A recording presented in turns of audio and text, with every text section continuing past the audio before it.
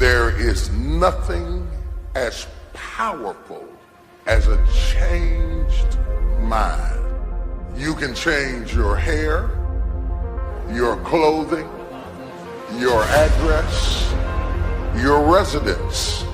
But if you don't change your mind, the same experience will perpetuate itself over and over again, because everything outwardly changed, but nothing inwardly changed. You know, nothing happens unless you change. So change is not our enemy, it's our friend. There's a season that you may go through a difficult period, but that is to wake up your ability to change. You cannot become what you were born to be unless you are not willing to change into something you are not. This is why change is so important. I like what it says here. Shakespeare says, sweet are the uses of adversity. We never grow in good times. We never advance unless we're under pressure. Change comes to improve and to advance your life, not to destroy you. I think that we often forget this. And we're going to face hardships. We can't avoid pain. We can't avoid trouble. All we can do is prepare our mindset so that we don't get overwhelmed by our circumstances. A lot of people, when they have a negative circumstance take place in their life, they react negatively to it. And that seems almost natural. In fact, that is natural. Something negative happens to me, my reaction back to it is negative. But this is why you have to change your mindset. I've seen people who had the education to go up, they had the gifting to go up, they had the talent to go up, didn't have the right attitude. And eventually, if that attitude, if that heart, if that invisible part isn't right, you can have all the talent in the world, but you will always end up getting spoiled by your own attitude. Yes, you'll get the opportunity. Yes, you'll get the job. Yes, you'll get the deal, but you won't be able to keep it because your attitude will corrupt every opportunity that life offers you. Never saw it coming. Life isn't what happens to you when you're looking. What happens to you when you're looking is called a plan. Life is what happens to you when you're not looking, when your guard is down, when your back is turned. It's going to work on a Friday morning feeling good and having your boss call you in. And you know she has a look on her face and you know that look isn't good. You know the economy isn't so hard and we've got to let you go. And all you can think about are those 3 kids you have at home. You know, life is coming home from work and finding that note on the kitchen table saying, hey, I can't do this anymore. I'm sorry, I love you, but I've got to go. And you're frustrated and you're betrayed and you're furious and you're angry, but all you want to do is hold them again. All you want to do is hear those words whispered in your ear, I love you again. No, that's life. How do you handle that? How do you deal with that, those sort of situations? You see, it's been said 100 times and I'll say it again. You've got to go through it. That's all it is. You've got to go through it. And going through it is not a function of just being courageous. It's not a function of just saying, well, I'm going to close my eyes and see what happens next. It's not that. It's really a function of 3 things. It's a beginning, it's a middle, and an end. And before you go through it, there's a choice. You make a choice to say, well, I'm either going to stay here or I'm going to be over there someday, somehow. It's a choice. So going through it and thinking about these 3 steps, beginning, middle, and end, you know, you can really save yourself a lot of trouble. And you can discover something more about yourself. It's called life and it's not personal. Stuff's going to happen. And if you make it to the 40-yard line, if you can make it to age 40, between 40 and 60, it begins to intensify. All kind of things happen. Between 40 and 60, my mother was diagnosed with breast cancer and finally died. Between 40 and 60, I was diagnosed with prostate cancer. Between 40 and 60, I went through a divorce from someone that I loved very much. Between 40 and 60, had a nationally syndicated talk show, highest rated, fastest canceled talk show in the history of television. Between 40 and 60, oh, life put a whooping on me. It ain't personal. It's called life. You know, I was homeless, man. I mean, you know, you're in a position where you're going, I got nowhere to go except up. I might as well keep hustling. I was in comedy. I just wasn't making nothing. All the money I was making, I was sending back home to my wife and kids. That didn't last long. She got tired of that real fast. But I couldn't go back to Cleveland because I wouldn't have enough money to drive back down south to perform. One time I drove to the house in Cleveland. I finally got enough money. I drove to the house in Cleveland and everybody was gone. I didn't see my kids for almost 2 years. They just left, boarded up the house. So next thing you know, I'm in the car. I lived there, but it taught me determination, man. I'm a really, really determined person. It also taught me that no matter what happens to you, it ain't over. I was determined to be something.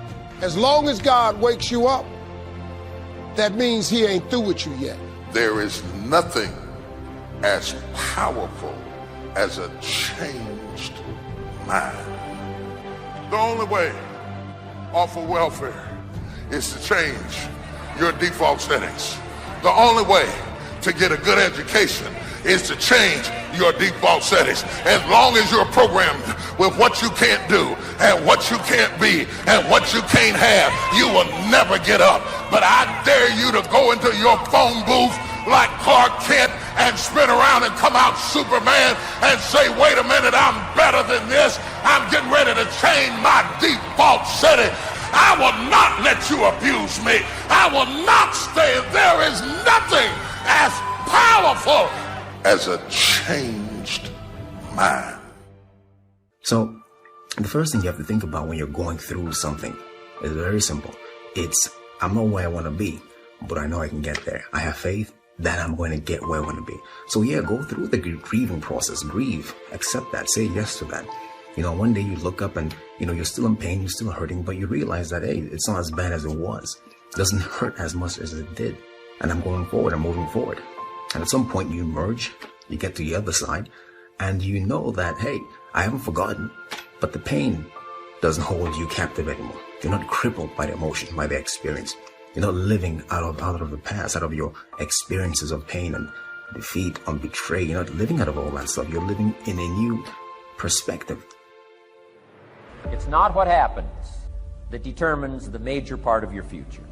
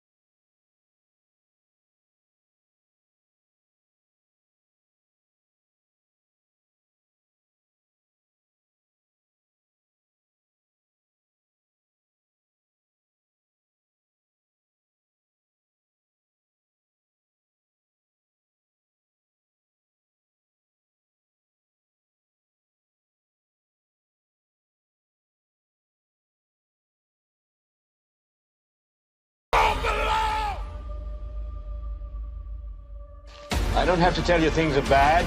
Everybody knows things are bad. It's a depression.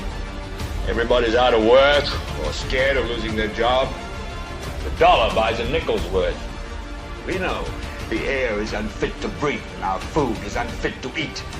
We sit watching our TVs while some local newscaster tells us that today we had 15 homicides and 63 violent crimes, as if that's the way it's supposed to be. We know things are bad, worse than bad. don't want you to protest. I don't want you to riot. I don't want you to write to your congressman because I wouldn't know what to tell you to write. I don't know what to do about the depression and the inflations and the crime in the street. All I know is that first, you've got to say, I'm a human being. God damn it! My life has value.